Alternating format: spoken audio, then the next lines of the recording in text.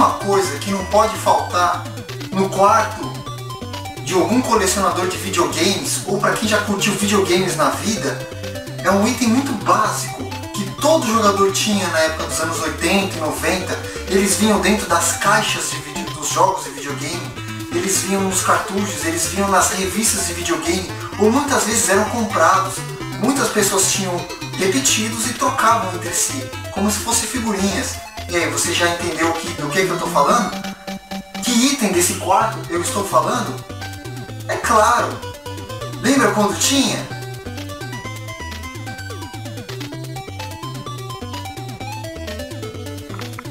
Todos os quartos de videogame tinham o seu, sejam pendurados em alguma porta de armário, parede, qualquer lugar. É isso mesmo, os posters de videogames.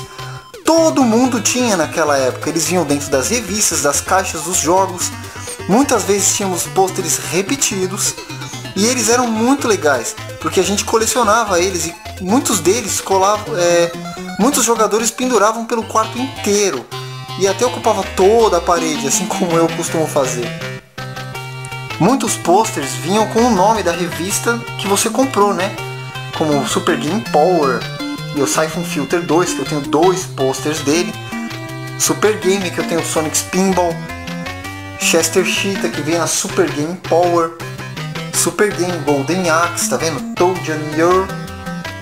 Mortal Kombat 3 e Super Street Fighter 2, que vinha na Game Power. Alguns posters de anime, como por exemplo de um mangá que chama Tormenta, que eu gosto muito. Street Fighter 2, esse é um pôster muito antigo. Speed Racer dos quadrinhos. Tá vendo? Eu tenho muitos posters, desde animes até de jogos, Donkey Kong, Zelda. Tá vendo? Aqui, por exemplo, em cima da minha televisão, eu tenho alguns posters de animes que eu gosto muito. E do outro lado, alguns posters de videogames. O último que eu consegui, tá vendo aqui, ó, que foi na BGS, que é do Assassin's Creed Black Flag. E como vocês podem ver, eu não tenho muitos posters. Eu já tive muito mais, mas acabou se perdendo com o tempo. Eu mesmo tive muitos eu acabei perdendo, se rasgaram, porque naquela época era igual bosta. A gente tinha tantos e não dava tanto valor. Hoje eles são um pouco mais raros de se conseguir. Muitas vezes a gente folheava as revistas de videogames.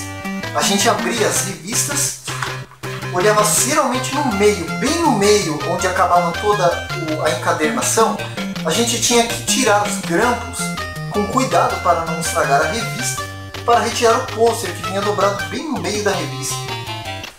Às vezes a gente podia ir nas bancas de videogame e abrir a revista para ver o pôster que tinha. Algumas pessoas, mas eu nunca fiz isso, mas soube de algumas pessoas que roubavam os pôsteres das revistas das bancas. Era muito bacana. Alguns desses pôsteres eles vinham dentro das caixinhas dos jogos. A gente abria a caixinha, por exemplo esse daqui. Vamos ver, eu tenho todos os manuais e tudo aqui ainda dentro. A gente tirava todos os folhetos e manuais que vinham. Aí vinha um folheto, vinha alguns outros negocinhos esquisitos. E olha só o que vinha também. Putz, mano. O pôster. Vinha o pôster do jogo. E o legal é que muitos posters eles tinham frente e verso. A gente podia escolher o lado que a gente quisesse colocar no pôster. Muitos deles tinham isso, outros não. O que era muito difícil, porque às vezes se a gente tinha que colocar na parede, a gente acabava estragando um dos lados, né, pelo durex ou coisa assim. Existiam várias formas de se pendurar isso pela parede. Eu costumava guardar os meus sempre numa pastinha, né? Uma pastinha com zíper. Ainda tem alguns posters aqui. Eu tinha sempre muitos posters, desde videogames ou de animes. Tá aqui um que eu nunca quis usar. Por exemplo, ele tinha 2 posters de um lado, tá vendo? Se você recortasse, e do outro. Por isso que eu nunca coloquei isso. As revistas de anime também vinham com muitos posters dos desenhos que você gostava de assistir, né? Você podia arrancar da página da revista. E as revistas de videogames, que vinham os posters dentro. Então eu tive muitos posters, mas a maioria acabou se perdendo com o tempo. Isso era legal porque alguns posters vinham com dicas, demonstrações dos jogos. e outros só vinham uma arte da capa do jogo mesmo. Era muito legal ter os posters de videogame naquele dia.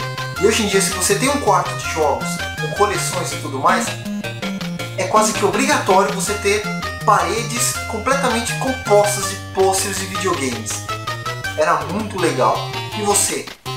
Lembra quando tinha?